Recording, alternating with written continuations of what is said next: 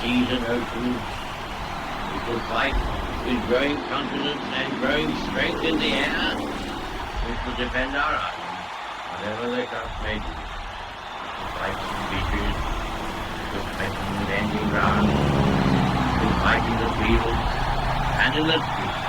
We shall fight in the hills. We shall never surrender.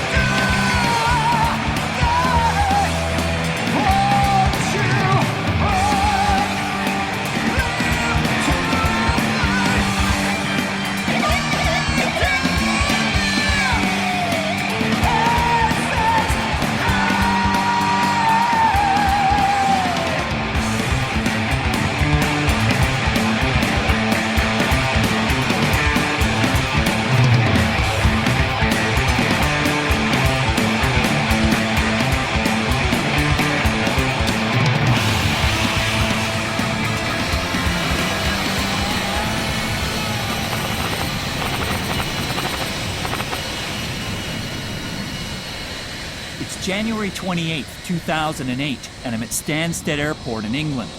I'm here because my favorite band, Iron Maiden, has invited us to film the first leg of their Somewhere Back in Time world tour. This tour is based on the classic World Slavery Tour from 1985, which is back when I first became a fan. That's a thing of beauty. Over the next 6 weeks, we'll travel 40,000 miles on Iron Maiden's private 757, Ed Force One, and watch them play 21 cities in 12 countries across 4 continents. That's an average distance of 2,000 miles between each show. And what's even more impressive is that lead singer Bruce Dickinson is flying the plane. The airplane idea started off as a crazy gleam in my eye. And I went, wow, if you could get all your gear into an airplane, you could cut down hugely on the amount of dead space we have in touring. So I said, what happens if you just join up all the countries that accountants say, you can't go there, it costs too much. And we just join them up and we go, bum, bum, bum, bum, bum, bum. Yes, we can, because we've got our own magic carpet. The idea of specially modifying a plane to take the band, 70 crew, and over 12 tons of equipment has never been attempted before. This could be the most ambitious tour in rock history, and everyone seems a little nervous to see if they can pull it off. So when you're going around the world and you're trying to combine passenger and freight on the same plane, on that level, it's very, very hard. We knew what we had to do. We had to get the engineers involved to make sure the plane could stand that stress of flying with that much freight in the back. To get all of that together took a year. Everything else was in place. We'd got the visas, we'd got the equipment, we'd got everything. The only thing we hadn't got was the authorization to fly the plane. I was the nut in the nutcracker, as it were, because when it came to that morning and we still hadn't signed off on the bits of paper we needed to get the airplane airborne, I was in a stressful place. The tyre was a little bit flat this morning, not dangerously so, but just as a precaution we put a new wheel on it. It's not like Formula One. Right, young man who brought the wine, is that him? Yeah.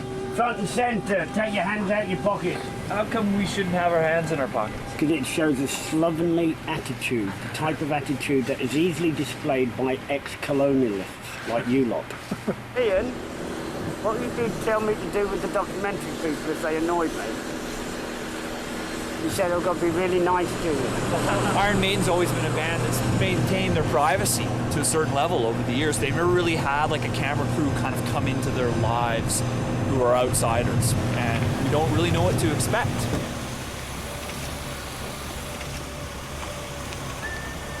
Send out. Well, good morning. Welcome good to morning. Stansted. Who are you?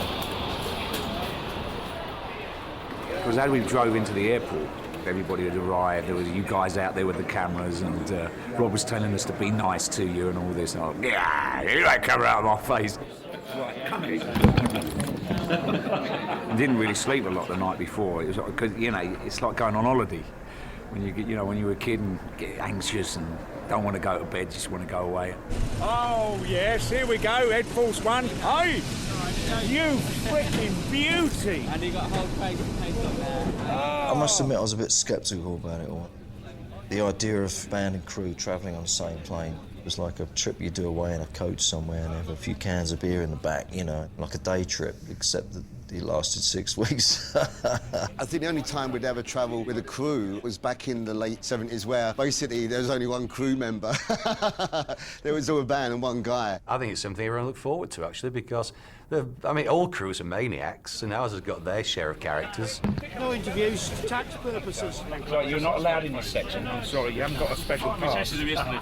So they got the rubber stamp Yeah, approval. it's all, we're all strapped down and palleted and firebagged and everything else. And we're good to go. Good to go. Everything was just going swimmingly. And I sat in the flight deck going, there are so many things that could go wrong. Just take a deep breath and wait till they close all the holds, and then we can go. 4 hours 45 is the flying time. Bit windy when we get to Baku, and then a stonking tailwind take us to Mumbai. 3 hours 47 to Mumbai. Plenty of time to drink Nico's bottles of wine. See you later, and we'll get ourselves underway. All right? Bye for now.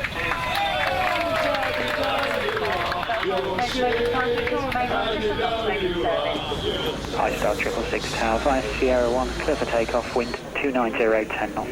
Sierra 1, clear takeoff, 5 Star 666.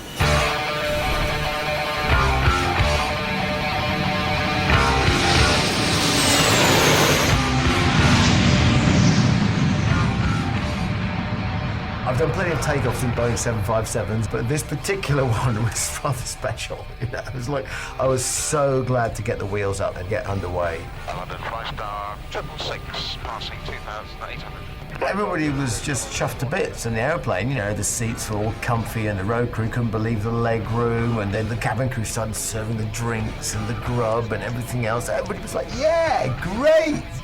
This is the way to do it.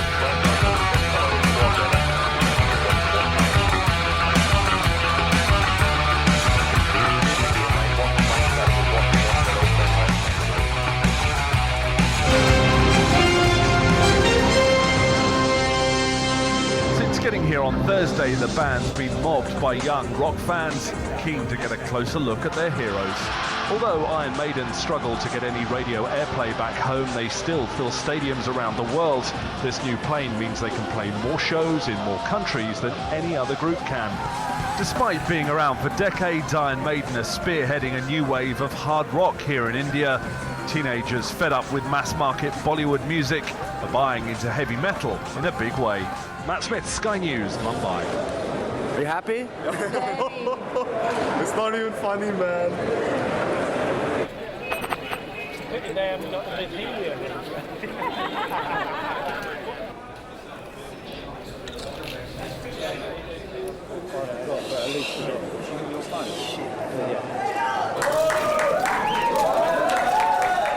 This tour really, for us, it's a retrospective look at a really classic period in the band's history. And we're playing songs we haven't played in 23 years.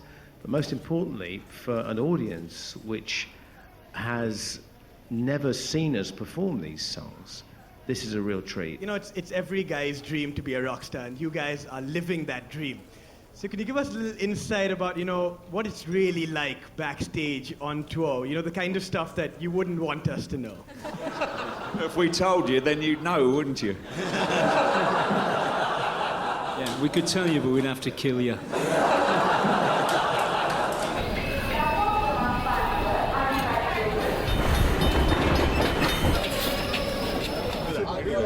So how did you first discover Iron Maiden?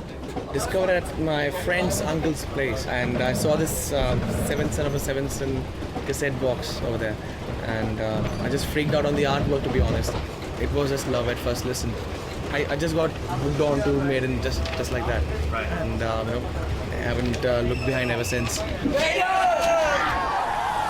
The first time we played in India was in Bangalore, and we were absolutely knocked sideways by the reaction. It was a 20,000 seat outdoor venue, and there were 50,000 people wanting to get in. It was reminiscent, in fact, of 1984 when we played behind the Iron Curtain for the first time, and we were besieged.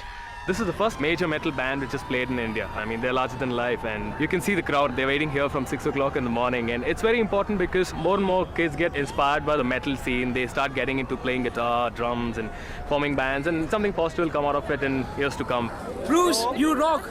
Best band in the world, always will be. Up the irons.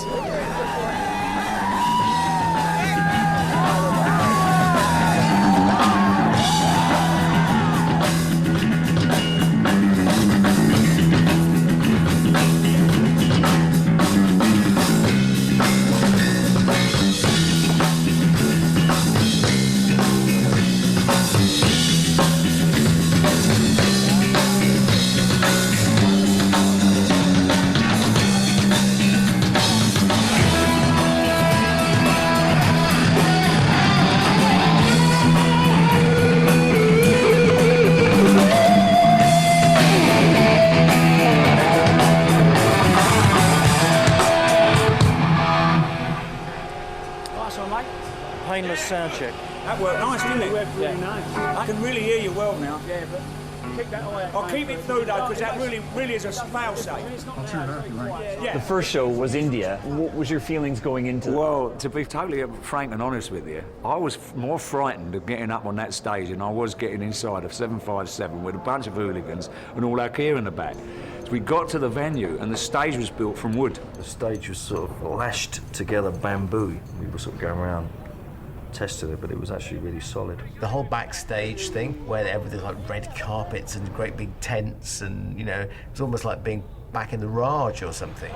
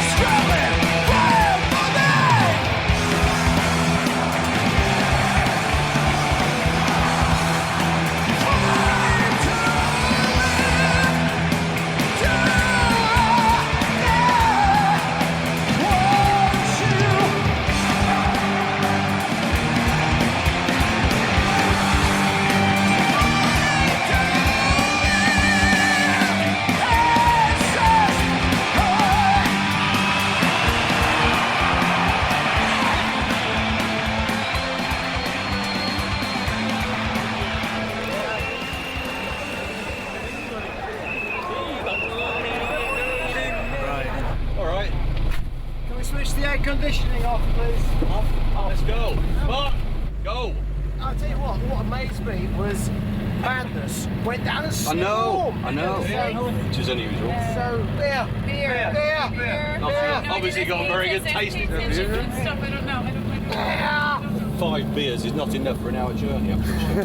So I said to a manager, 5 beers for 5 people for an hour journey isn't enough.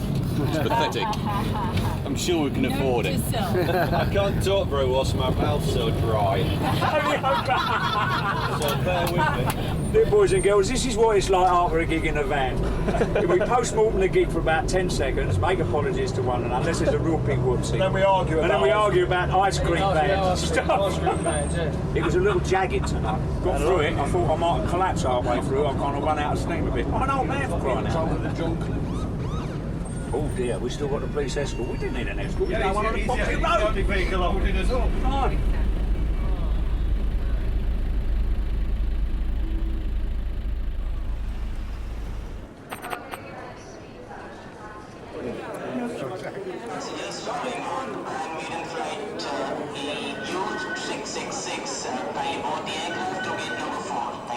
That's what I'm saying, I don't listen to it.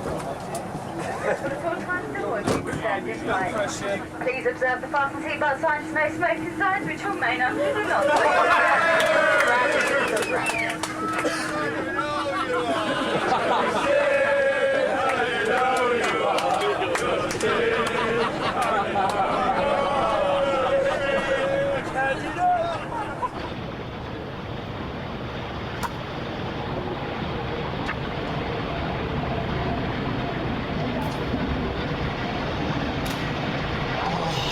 Slow down, because the arm's hanging off now. So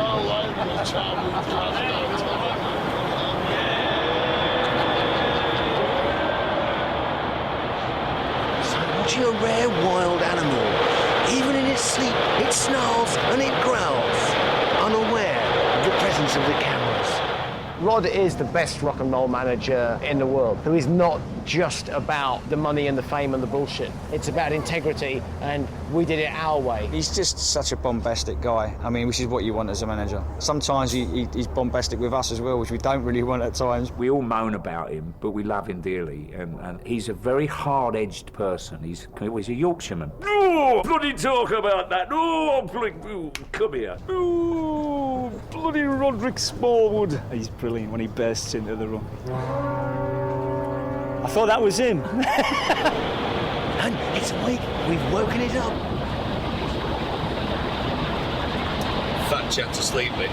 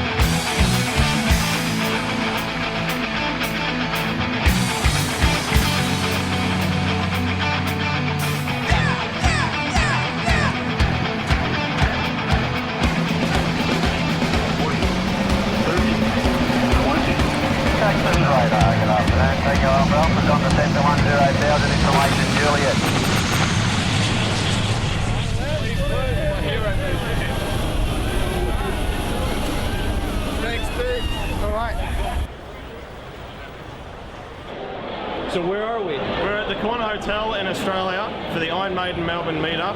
So why do you have these pre-show events? Just to get together, have fun, have some drinks, and just enjoy the atmosphere. Because we're all pumped for Maiden. We're all pumped. We are seriously pumped. David from Melbourne, mate, a real fucking Maiden fan. It's not so much about identity or whatever social culture you think you fit into. You can see all these different types of people that come along to gigs and worship upon the altar that is Iron Maiden.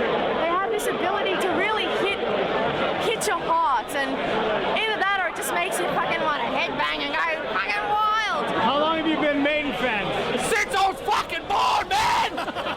Fucking day, 666! It's been 15 years since we've played Australia. I mean, everywhere we go, the fans are just so keen to have us back. You know, some people never see this, some people saw us, you know, on earlier tours, but absolutely incredible everywhere. It's all bigger than ever. I mean, our heyday was the mid-80s, which is what this tour is all about. You know, we're 24, 25 years older, but to get up on stage, and I look out and I see the kids, and they haven't aged. You know, and it's really weird. I go, God, blimey, look, they're all the same kids that were out at the front of the stage 20-odd years ago. So what I'm trying to understand is why is it that Maiden appeals to mum and dad and all the kids? Because they're fucking awesome, man. Like, come on. I believe Iron Maiden are playing here tonight. Giddy the fuck up. Steve's probably been flat out in bed. Oh, he's also down still. Oh, Steve's down big time. Yeah. He's looking really ill. We've all got picked up a little bug from India. Steve and I, probably more so. I mean, we got to the point where we didn't eat for 4 days. By the time we arrived in Australia and we turned up at the sound check, it was like we'd go to start a song and someone would be off to the bathroom, like, all right, come back, and then you start, and it was just, people were just off everywhere. I mean, we're all pretty jet-lagged still. That jet lag is a killer, and you've got to have that adrenaline ready for that concert because those kids have paid the money and they want a good show. We've had buckets for both ends on stage during some of the shows. 10 out of 10 to the band for putting up with that pressure, putting up with that illness and going out on stage with those conditions. You know?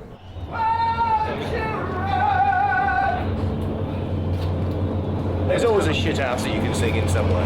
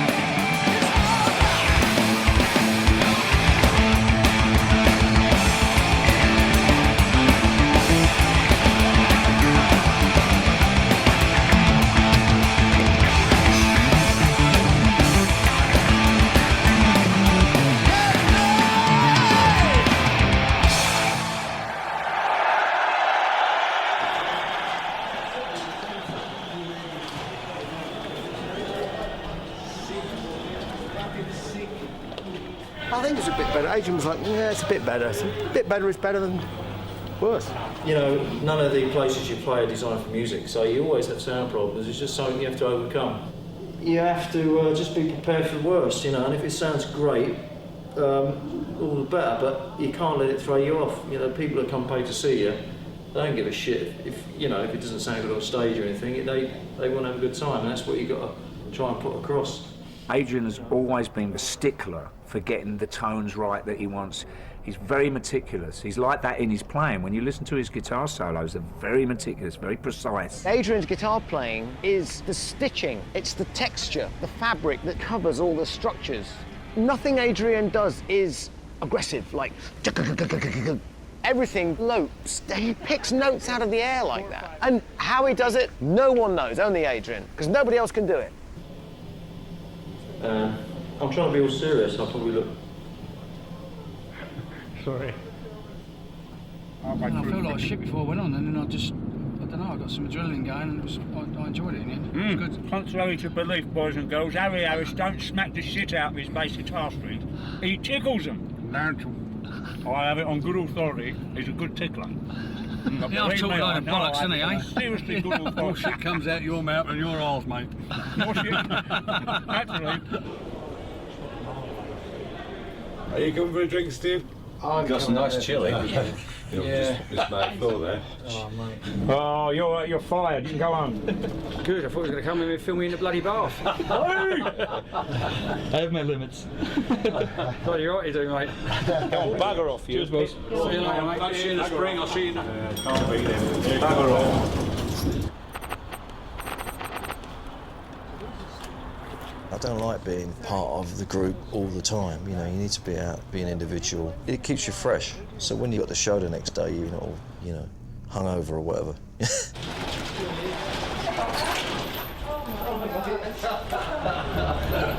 Hey, mate. Oh, I reckon I've known the guys for 25 years. Their first tour here in Australia, Number of the Beast, and we went and met the guys and played tennis with them, and we've been well, friends ever since, really. This is not easy. Fight. So is Adrian a worthy opponent there, Pat? He's a much better tennis player than I am guitarist. Not only did we get a chance to play with Pat Cash, we had also Wayne Arthurs. I think he had the fastest serve record for a while. I had the audacity to try and return one of his serves. I was put firmly in my place, and you know. That's in the movie.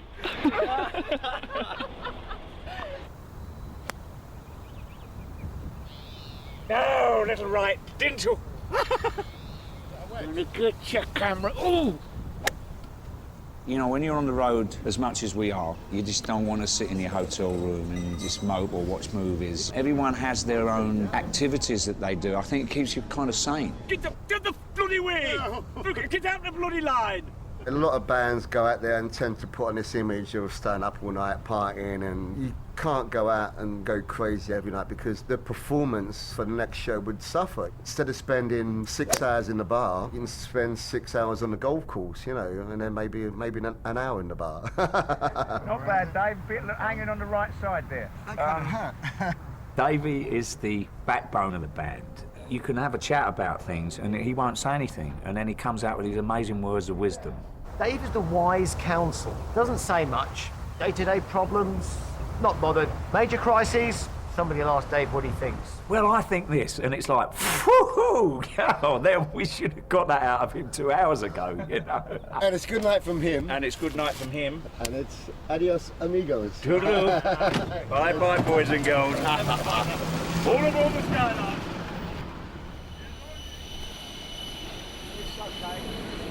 How many you got to sign there? This is the second box load, and there's about another 4 box loads in the back that I ain't done yet. I mean, there's a lot of musicians that tour the world that won't bring their kids along, but obviously it's very important to you to have them with you. I was the first one really to start taking my kids on the road, and I think that's really been the hardest part of touring, is being away from your family, you know. They've always enjoyed being on the road, and they still talk about, you know, oh, Dad, can we go back and go on the bus again? Yeah, we used to have our own bus. We were like separate from all the mayhem when we were younger. I used to like sleeping on the tour bus actually rather than being in hotels. How would you describe your dad to other people? Quiet. Really quiet. Yeah. And shy. Keeps himself to himself. It's quite private. I think he's kept us really grounded, because we could have just been a nightmare. So is this the last tour you're going to do? Yes. Are you sure about that? Positive. And what do you plan to do with your time off? Grow vegetables. I'll miss 2 things, abusing people and the sense of humour on the road. In the event of a landing on water, remove your jacket from its container, pull it over your head, clasp the tapes around your waist and tie them securely in a double knot on the left-hand side. There's only a single knot. Double.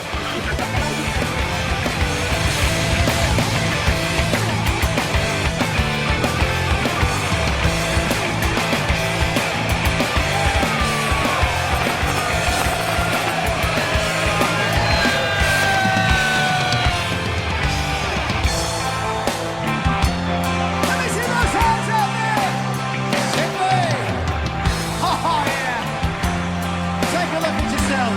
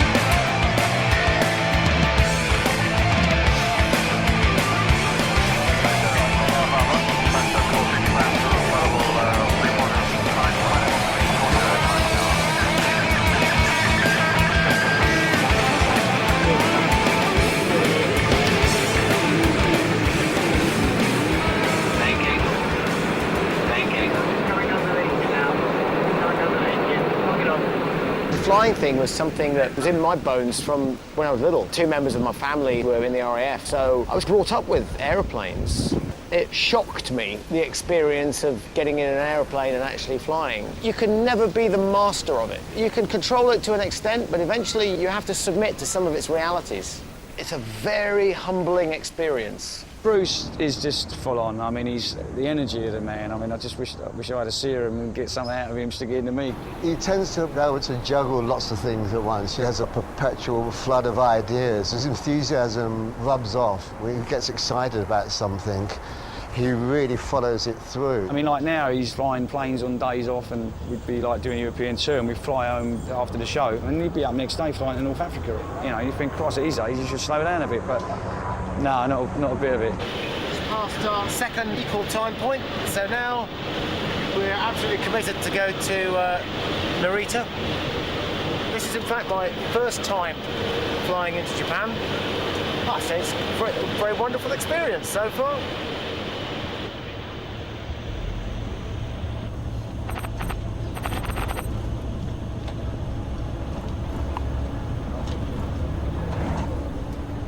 Take me back to the first time you played in Japan.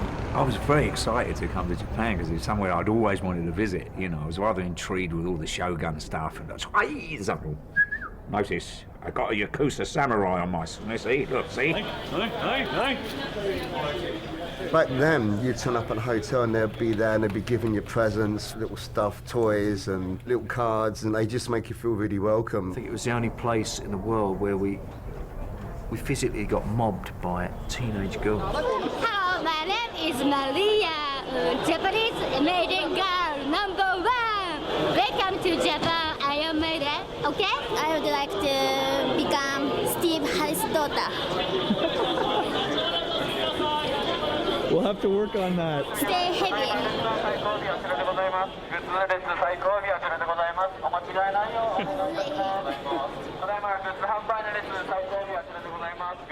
Iron Maiden is having a massive resurgence. Is that what's happening in Japan? それはもう世界中そうだと思う。でもね、デビューした時から今日まで全然スピリチュアルな部分とね、音楽的追求心とかあるいは表現力、全然軸がぶれてない。こんなバンドいないよ。それは当然さ、どうなるかっていうとリスペクトが積み木のようにこう重なっていくから、今日のようになる。でも嬉しいじゃない。ということはアイアンメイデンは永遠に引退できないってことだよ。こんな素晴らしいことないでしょ。Focus and get into that door. Like it. I just blocked it out. Get rid of that one. Pull this back. Pull everything back. 26 people to put a black drape in the air. 94 people to lay a carpet. Gotta love Japan. Bring the gear on the stage. With Iron Maiden, you work your ass off. There are no days off. You are on 24/7. On a good day, I start at 7 and I finish at 2 a.m. The crew are the biggest partiers I know, but they always come in and do their gig. When you're in the Iron Maiden family, you're in the Iron Maiden family. You really got to screw up to get kicked out. Bill, how many times we could get a drink in before we finish building the set, please, mate? No. The guys are really thirsty. You wait. Just a couple of vodkas. You wait. Please, Bill. You wait. He's a slave driver. 2 Laurens and 1 support band. 1 support band. Chicken booty.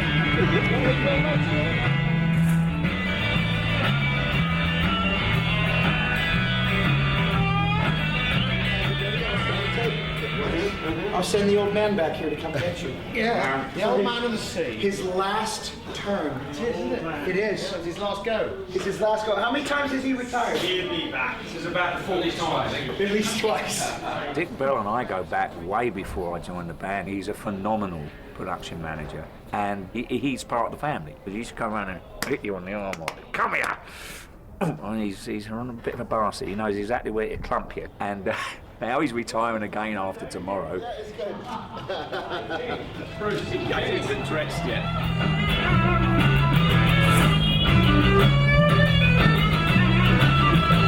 Okay, Dickie, we're looking at 10 minutes. Ashley, you good? Always good.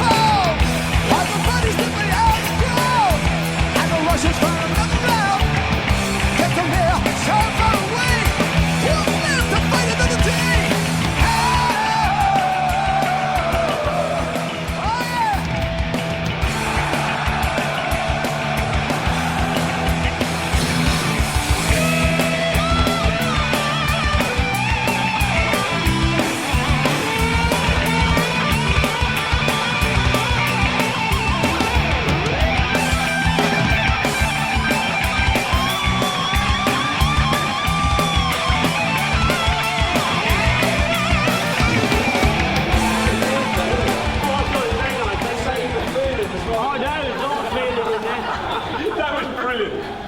That was so good. Listen to Young. You catch up on that.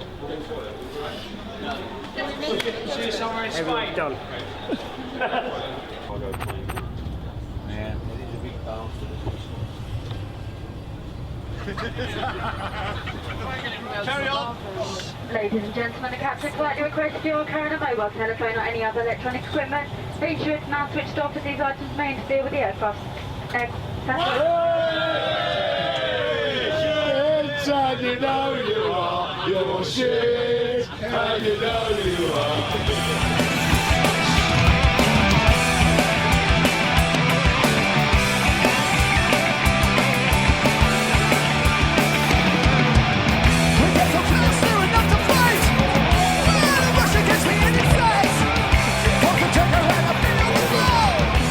By the time this tour is over, Iron Maiden will have played in 21 cities, traveled over 50,000 miles in 45 days, something considered nearly impossible by rock tour standards until this band figured out a way to pull it off and created Ed Force One. Laura Ingle, Fox News.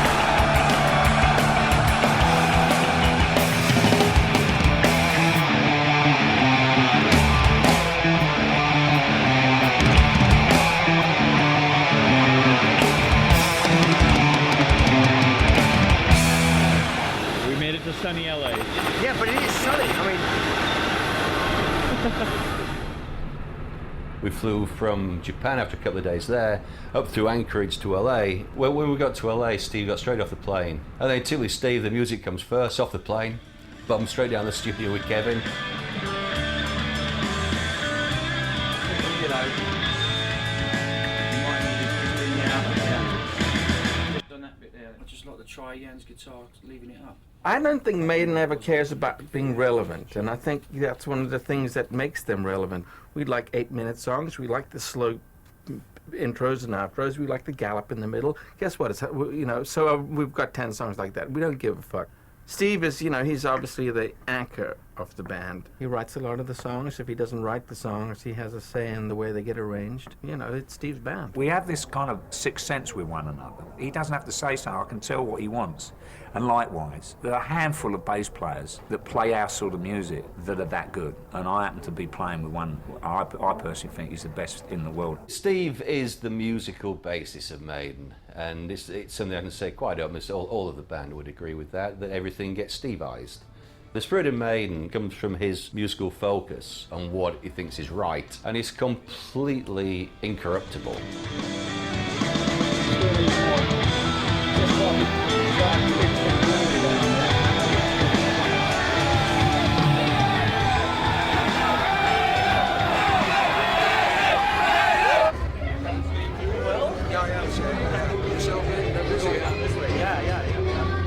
My pass sucks. Your pass is golden. How'd that happen? One more. All right.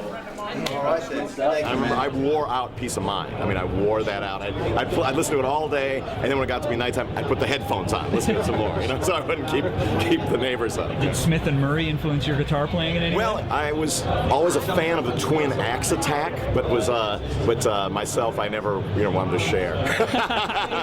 Yeah, when Steve Harris's foot goes up on the monitor and he starts pointing this and starts singing along, I'm going to be very excited tonight. Let me say that right now. I remember one thing that made quite an impact on me was on the Number of the Beast tour at Long Beach Arena. We always, you know, look to Iron Maiden for inspiration because they always had the cooler records, the cooler album covers, the cooler stage shows. They were just cooler than everybody else. Nico, is he an influence on you? Yeah, absolutely. I mean, he's got such a great line. I mean, one day he's going to realize that if you got some smaller drums, you could actually see what he was doing. He's kind of like, Nico, man, come on, man. I want to see what the fuck you're doing. I have an audience. Mr. Video Pichet. I'm trying to learn something. Let him who hath understanding reckon the number of the beast. For it is a human. Its number is 666.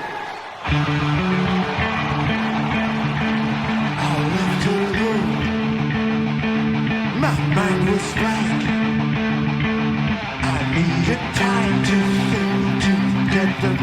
fades from my mind. What did I see?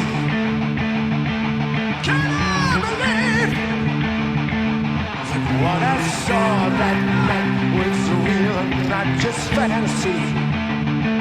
Just what I saw in my own dreams were the reflections of my woman staring back at me. 'Cause in my dreams, it's always there. The evil things that twist from me, brings me to despair.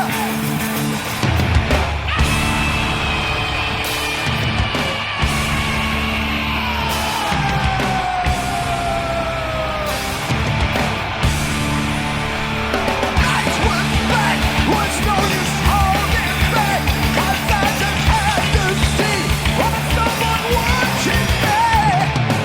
And the mist got me to move and twist. Was all this for real, or just some kind of hell? 6, another the beast. Hell and fire was more to be released. Torches blazed and sacred chants were placed as they start to cry and come to the state. In the night, by the burning bright, ritual has begun. Satan's work is done. 6, the beast, sacrifice is going on tonight.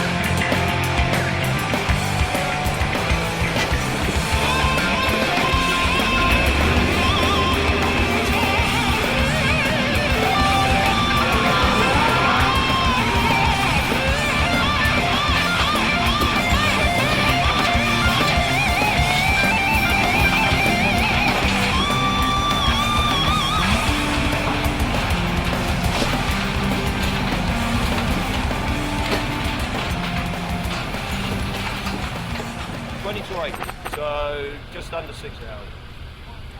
Still don't quite understand how I managed to get it all in, but it fits just about.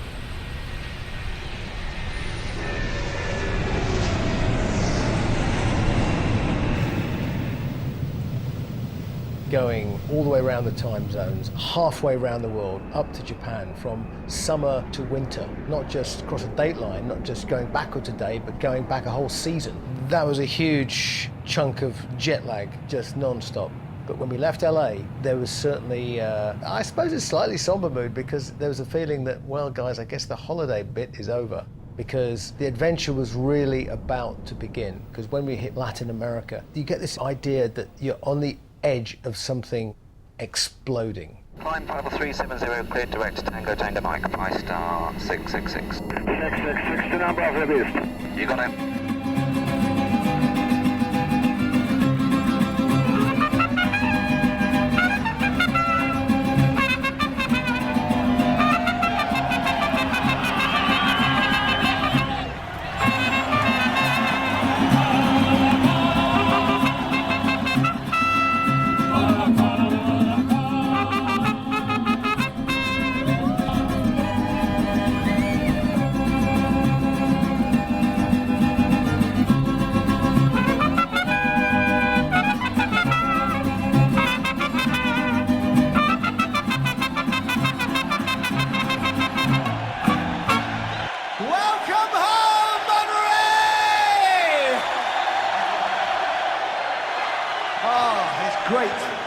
It's great to be in Mexico.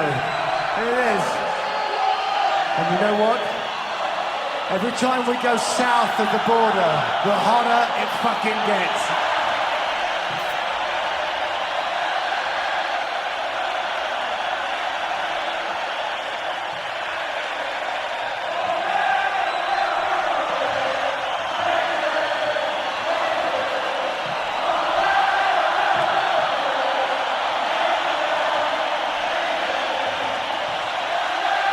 Iron Maiden was to tour in the toughest areas, Manchester, Liverpool. We're all working class guys. And we have this kind of a credibility with fans, the connection, you know.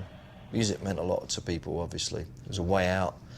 It was a release. I think it's the same in Mexico. It's almost like playing to a soccer crowd. They're singing, they're chanting all the words, and it's a real tribal thing. Latin American audiences, you know they're going to be great.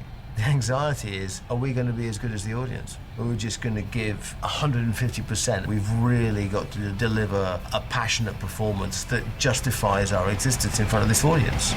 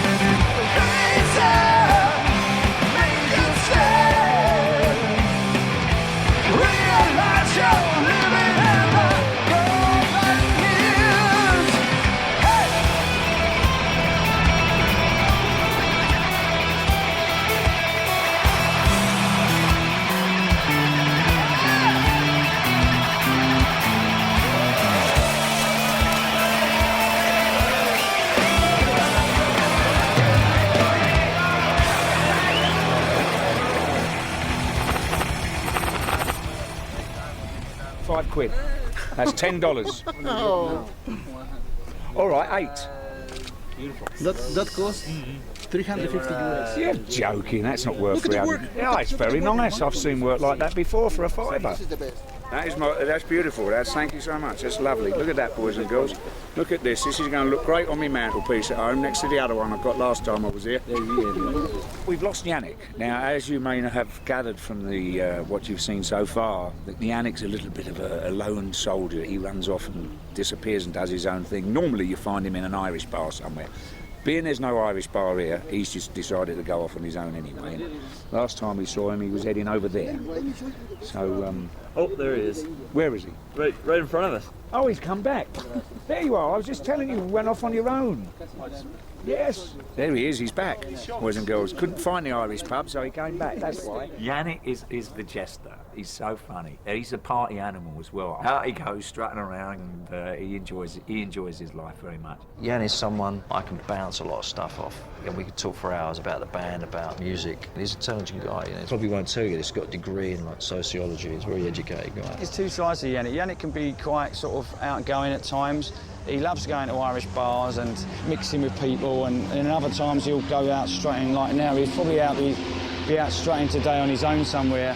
It's a free spirit. He plays guitar like a free spirit. He never plays the same thing twice. Which, you know, sometimes the other guys at the band looking over going, what the are you doing? You know? Shall we leave this downstairs, Gula? Wow. Fantastic. Careful, Yannick. We've got to mind our heads here. We've got to go through a very low passageway, boys and girls. Oh, you want to go over there? What do you think? Shit. We are under the Sun Pyramid, and we're probably about 50 feet, 60 feet into the pyramid so far. Yep. Why it was so dark. Los venerables abuelos de la tradición de Anáhuac, permitan que te depositemos este recipiente de medicina para que la puedas compartir con los hermanos. We know that the medicine tradition healers decide this day for you to deliver the holy fire to share it to your whole brothers on the holy road. Take all the love to the people, and that's the way how you want to heal the people. Any message you want to deliver and share it with them. I share this medicine of the spirits with my friends, wish them health, happiness, love, friendship, cherish the spirit and the bond that we have here today. I screamed aloud to no man. I said, don't mind the mistake, you don't know. I said, you'll pay for this mischief. Oh, this world or the next. Then you fix me with a freezing glance. I held my arm to blaze in his eyes. You want to know the truth? I'll tell you the truth. Your soul's gonna burn in the lake of fire. Can I play with madness? The puppet stare at its crystal ball. Can I play with madness? There's no vision there at all. Can I play with madness? The puppet looked enough at me. He said, can I play with madness? He said, you're blind to see.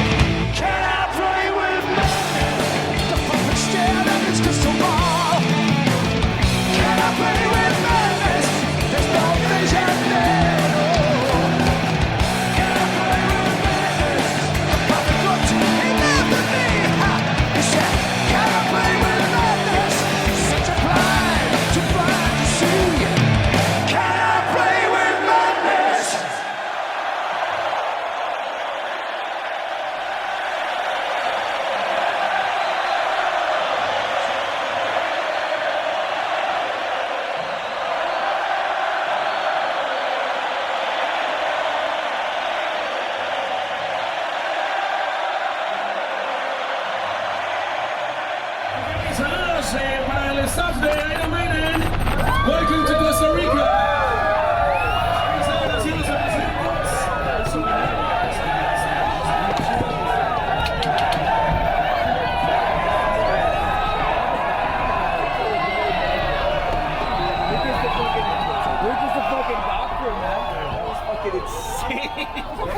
What happened? Came in the wrong door, you gotta go back. Okay, dude. I've never seen anything like that.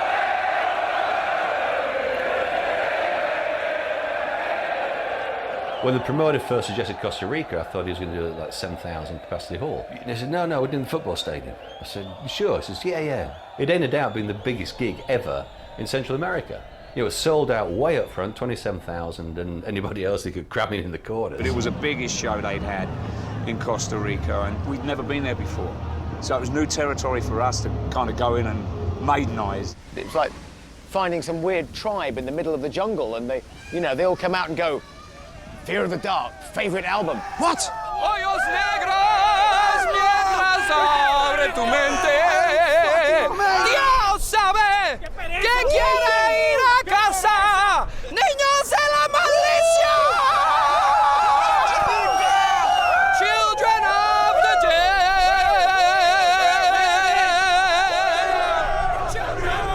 When I was like 14 or 15, I heard Iron Maiden for the first time.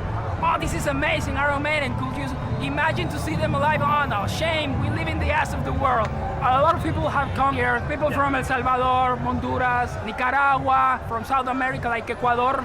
This is once in a lifetime. I have a friend who quit his job to be here today. This is the thing, you know, this is the thing.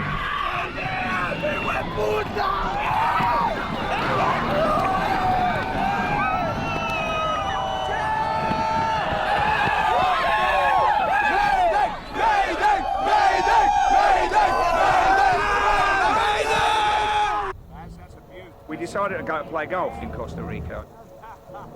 So we get out on the first tee off, and get down to the first green. A fucking golf ball hit me on my wrist. Within like 2 minutes, it had swollen up, black and blue. But my main concern was, oh gosh, I'm not going to be able to play tonight. Ow. I'm a wounded soldier in battle. Yeah, it's going to swell up a bit more. The doc said it'll get a couple of days, it will go up your arm. See, boys and girls, look, that's what a golf ball can do for you. Max fly, number 3, low compression though. It was a shit ball, thank goodness. Dangerous game, isn't it? No, not at dangerous all. game. You're banned. Are you all right? Thank the Lord that it wasn't an inch lower, because we would have been going home. It's quite ironic that with all the planning and the huge setup and all the massive logistics and everything else, the half an inch trajectory of a golf ball, and it would be Nico, of course, then it could have brought the whole thing to an end. Look at your face, looks a bit like you're perfectly out of place. you better be able to play.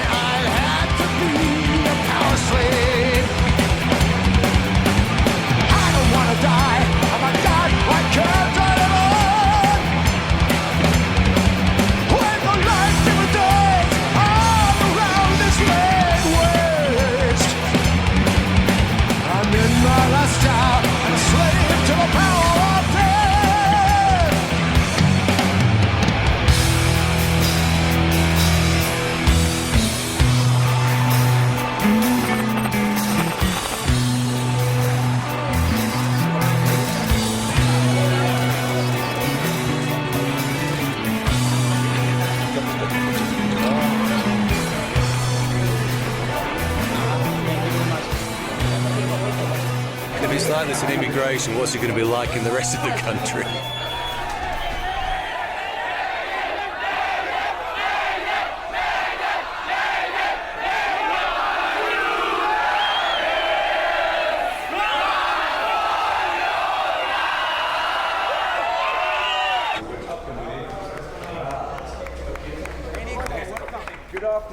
everybody. How are you? The show last night, phenomenal. Absolutely phenomenal. It's, as Bruce said when we were in Mexico, he said the further south we come down into South America, the hotter it gets. Yeah. And it came pretty hot last night. The show was really good and the audience were phenomenal. They did this big wave. So the Colombian audience tomorrow night, you have something to live up. Nico is crazy. He's a larger-than-life character. You just basically send him into a room or a party or whatever, and he just batters his way through and goes schmoozing in there. And then I just walk in behind him and sort of pick up the pieces. Nico is the social side of Maiden because he's just so gregarious and fun. Him and me will go in the room, and, you know, and sometimes you've got to say hello to people. It's part of it, but he's a totally genuine, full-on. And again, a great part of the team. They broke the mould when they made Nico. I mean, he's one of these people that soon, the first time you meet him, you know, you love him for life. What can you say about Nick? You know, it's best left unsaid. Yeah, that'll do, won't it?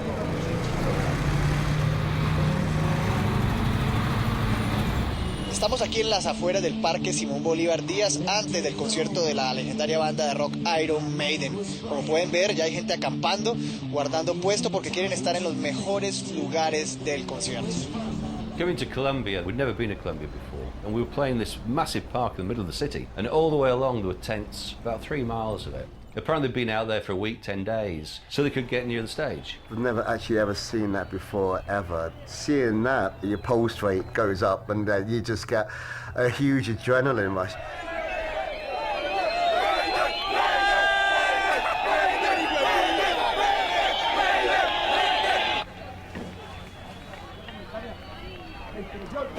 Colombia was one of the places that I was slightly apprehensive about going to, I guess, because of the idea that if some kind of event kicked off stage, that it could get nasty. Even though everybody was very happy, you got the impression that they lived with the military presence and tolerated it on a day-to-day basis. We've been here the whole week, but we don't have any food right now. They just take away everything, food, cameras, all that stuff. So it's pretty heavy security. It's pretty heavy security.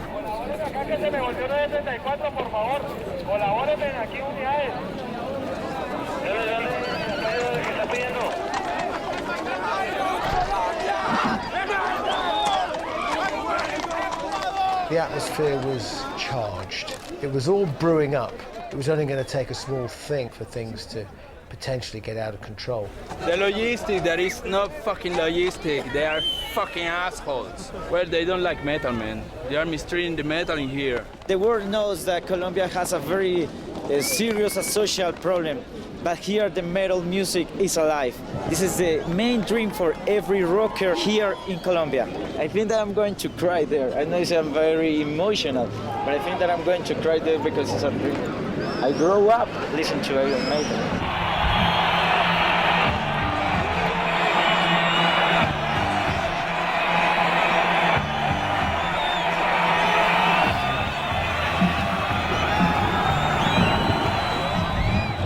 Tell you what, the old altitude is, it's... You feeling it? Big difference. I woke up this morning in bed, which is good place to wake up. But I was really out of breath, like just in bed. It was like shallow breathing and stuff. Yeah. Bizarre. We've got oxygen stage right and oxygen by the drummer.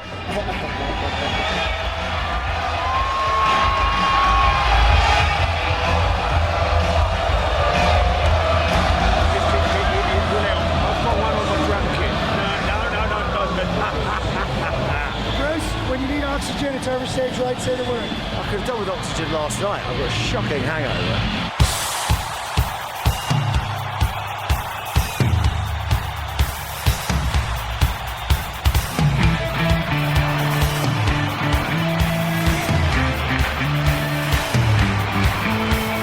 White man came across the sea.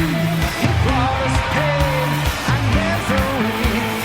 Killed our tribes, killed our creed. He took our game for his own need.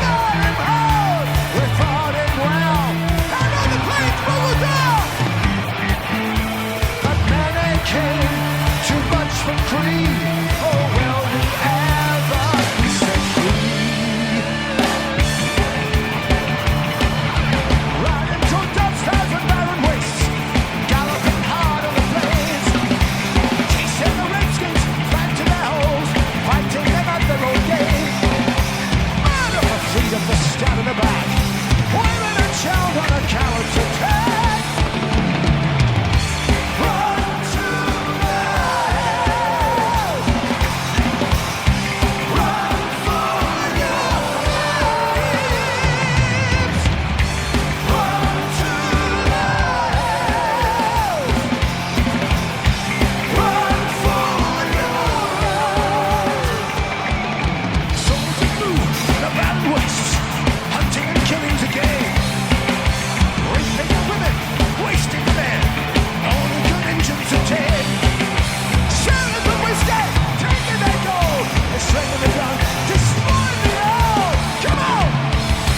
Run to the run for your lives. Run to the run for your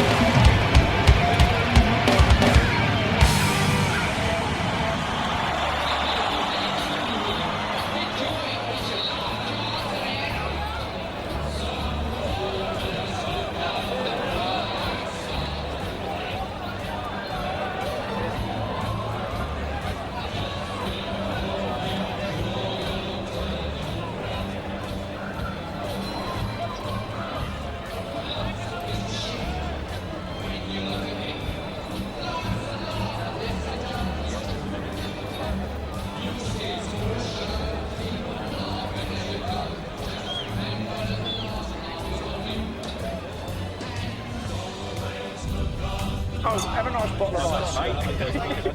Oh dear, look at that. Freaking chunks of loads of like funny cheese in there, I bet.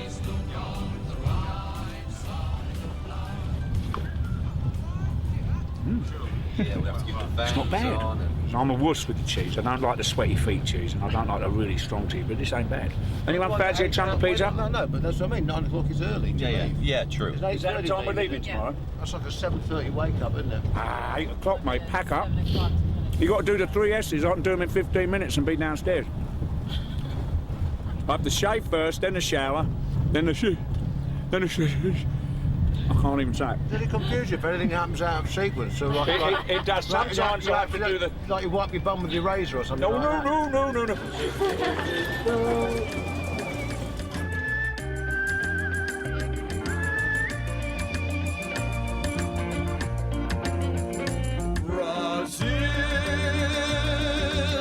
Where hearts were entertaining June. We stood beneath an amber moon.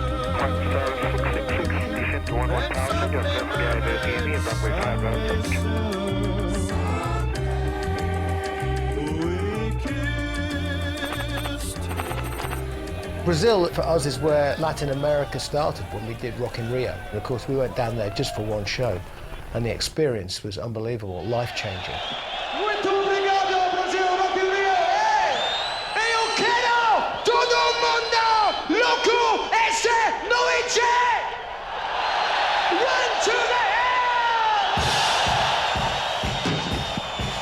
The Rock in Rio in '85 was fantastic. We flew in specially for one show, about 300,000 people, and it was being televised live throughout South America. And the whole of South America suddenly went Maiden.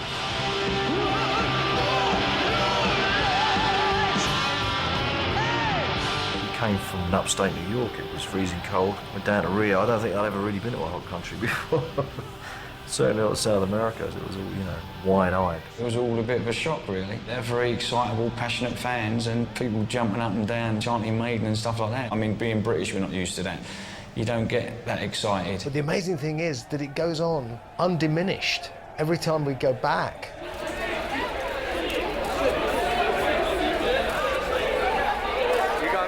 Yeah. Are you happy? Very happy, man. Heavy metal. We're going to the Iron, man. Very. Iron Maiden is my religion. In Brazil, similar to Scandinavia, it's called the Maiden religion because it means so much to so many people in those areas. But in some instances, it can actually get very exaggerated. There's a priest about an hour and a half out of Sao Paulo who does sermons sometimes around the morality of Maiden lyrics. Meu nome é Marcos Motolo, tenho 35 anos e eu congrego nessa igreja, ministro há 3 anos e daqui para o mundo. Eu disse que tenho 172 tatuagens da banda Iron Maiden. Eu sou fã número 1 do mundo, porque eu também tenho, além disso, um fã-clube chamado Pais of Maiden. E o meu filho chama Steve Harris. Eu ouvi falar em documentários na época de The Number of the Beast. Aquela época era uma visão da igreja em 1983. Hoje é a visão da igreja em 2008.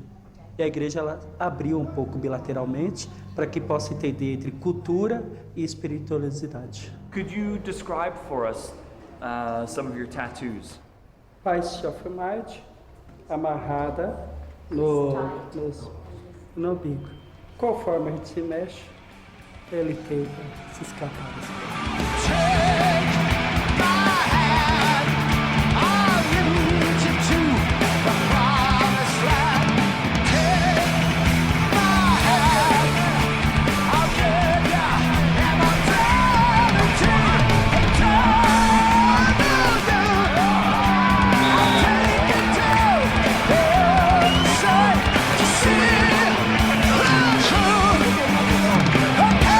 I use this life.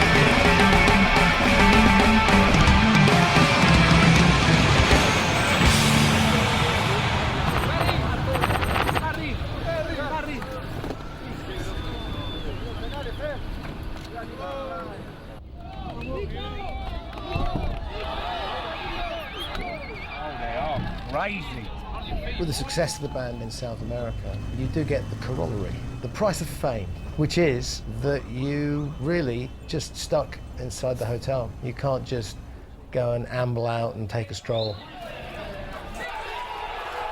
Argentina was just a bit less subtle. It was just 24/7. The fans do get a bit much sometimes when you've been travelling all day and people expect you to stop and sign and have photos and look all cheerful. And the way I look at it is, once you're in a hotel, that's my home away from home. Outside a hotel, we're fair game.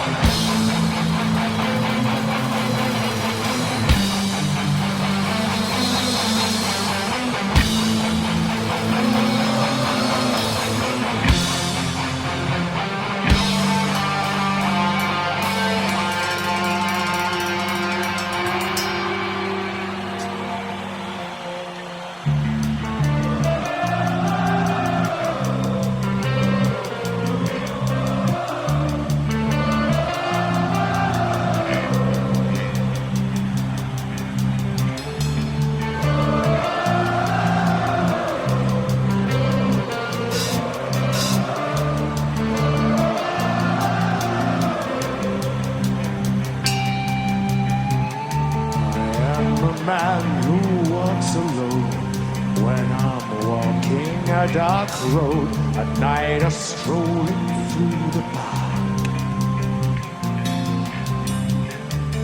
When the light begins to fade, sometimes feel a little strange, a little anxious when it's dark.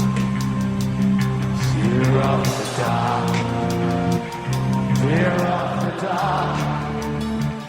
I have a constant fear that something's always near. Fear of the dark. Argentina! Have a phobia. Someone's always there.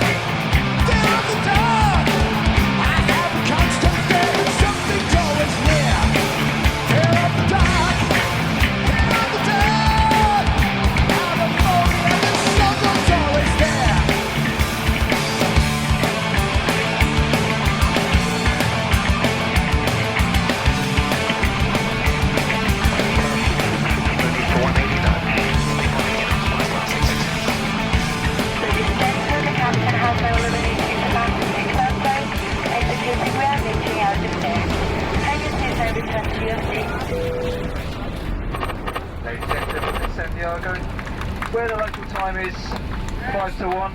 in the afternoon. La llegada de Maiden significa la resurrección del metal en Chile. Todavía no pisaban suelo nacional y ya habían desatado la locura. Increíble, espectacular. ¡Grande Maiden, grande! Que Maiden son los dioses del metal, pues, son los dioses. El piloto nada menos que Bruce Dickinson, el vocalista de la banda. Bastó que estacionara la nave para que adentro el caos se tomara el aeropuerto.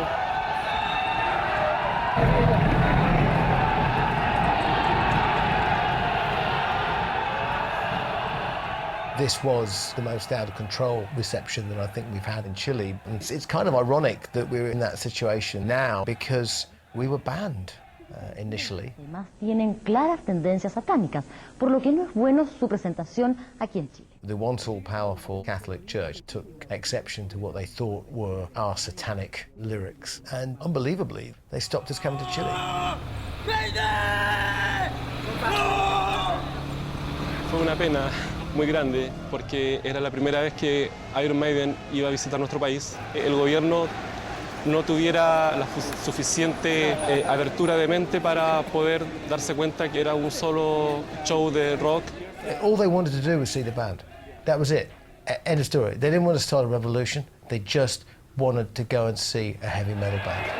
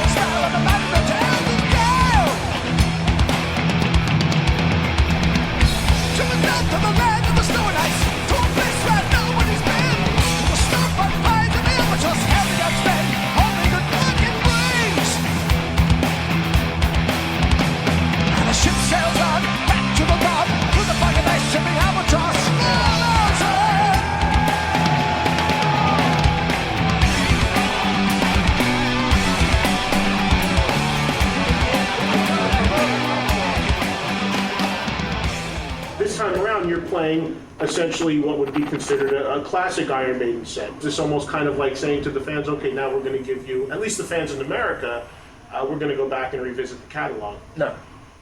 Not at all? No, not at all. We're not some old fossil dragging the bones of old songs around. You know, what you'll see tonight is not just a celebration of a lot of old songs, it's a celebration of a lot of young, new fans who have never seen us play these songs.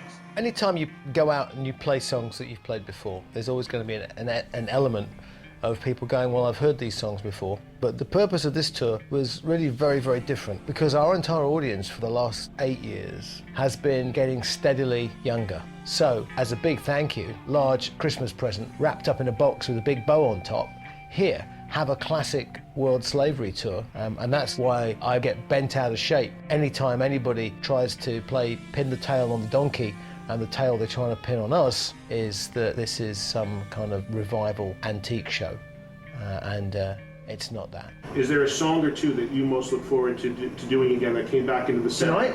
Well, in general, yeah, or tonight, or as part of this current Somewhere Back in Time tour. Ancient Mariner. Is it really? Mariner, yeah. By far.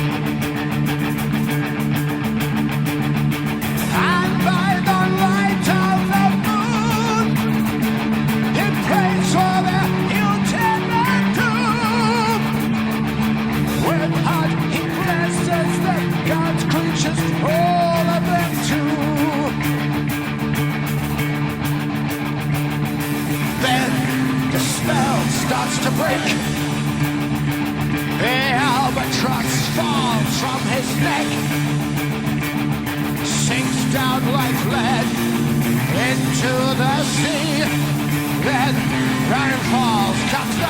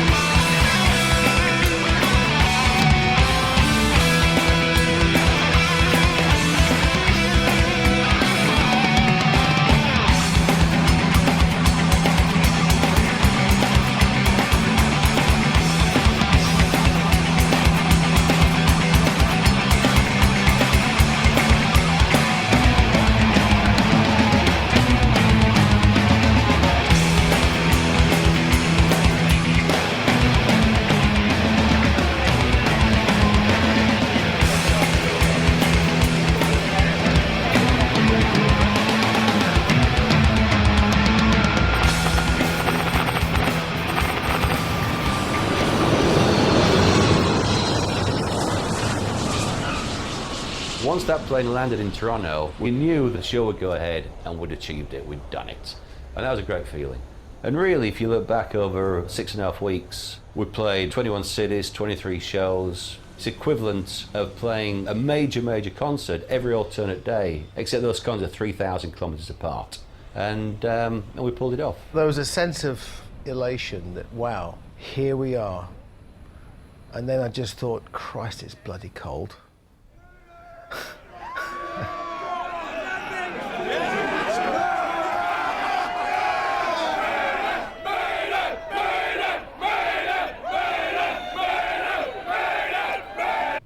Definitely in the Great White North now. I see the kids outside queuing up, and they're not wearing much more than I am in the snow. Yeah, tough up here, man. Looking forward to going home? Yes, I am, I must say. Just having my little bit of space. One less documentary crew to contend with. I think you guys have been pretty cool, really. Yeah. I was dreading it, actually. So another successful tour? Yes. Quite grueling, I would say. It's been amazing. It's been grueling. It's been one of the hardest tours. Yeah. In terms of audience, it's been one of the best. How are you, Steve? Yeah, I'm alright. Nice show. Yeah. We made it. Finally, we made it, yeah. Feels like we've been out about 6 months sometimes, doesn't it? You know? Samuel, dear boy, you must be happy to be home on terra firma, dear boy. Indeed I am. Thank you. Ah, yeah, one more flight tomorrow. Yeah. I shall be home in sunny Florida, and I shall be getting my sticks out and going to get some lessons.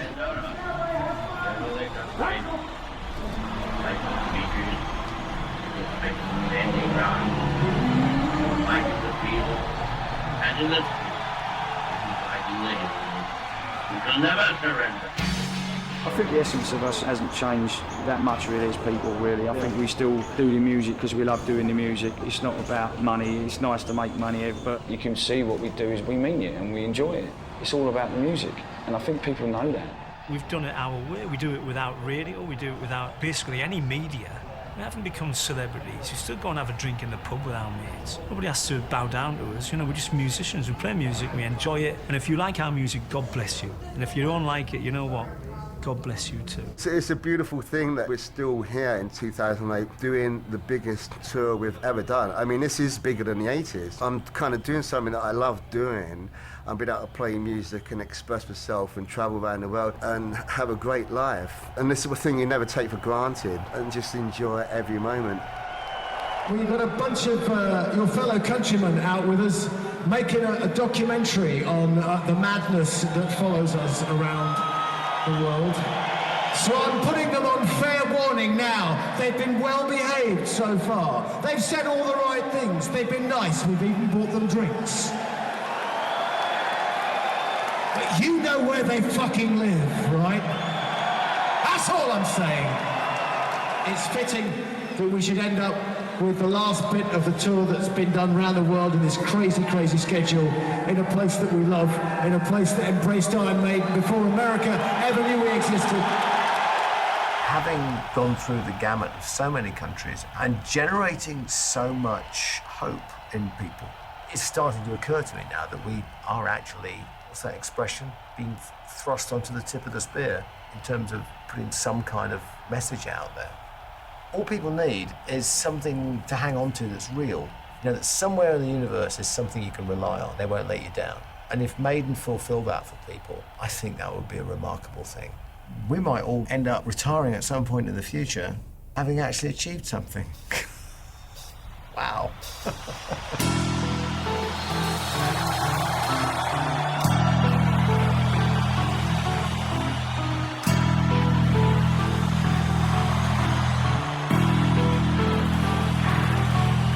I'm waiting in my cold cell when the bell begins to chime, reflecting on my past life, and it doesn't have much time. 'Cause at 5 o'clock they take me to the gallows pole. Yeah, the sands of time for me are running low.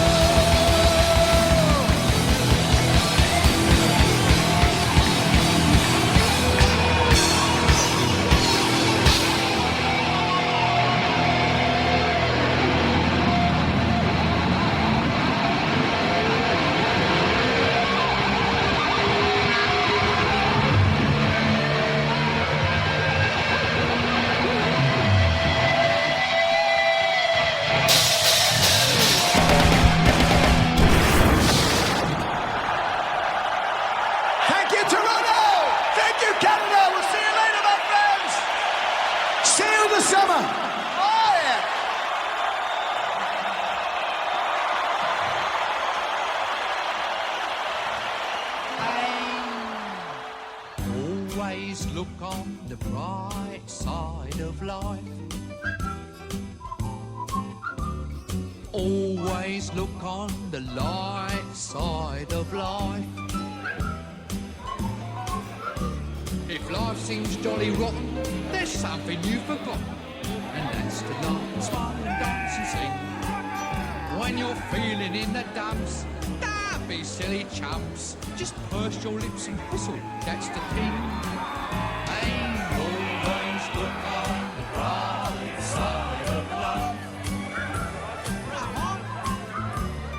Always look on the bright side of life. For life is quite absurd, and death's the final word. You must always face the curtain with a bang. Forget about your seat, give the audience a grin. Enjoy it, it's your last chance anyhow. So always look on the bright side of death. Just before you draw your terminal breath. Life's a piece of shit when you look at it. Life's a laugh and death's a joke, it's true. You'll see it's all a show, keep 'em laughing as you go. Just remember that the last laugh is on you. And always look on the bright side of life. Always look on the right side of life. Come on, man, cheer up. Always look on the right side of life. Always look on the right side of life. First things happen to see, you know.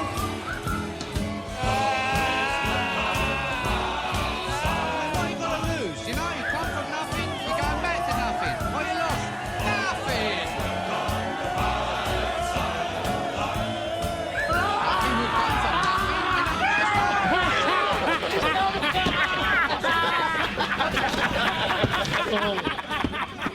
Oh, give us a kiss.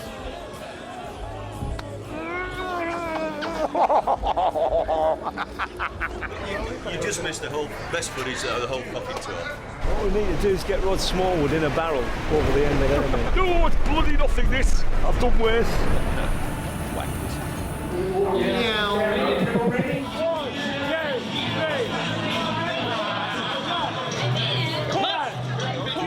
Tell me to fuck off! Right.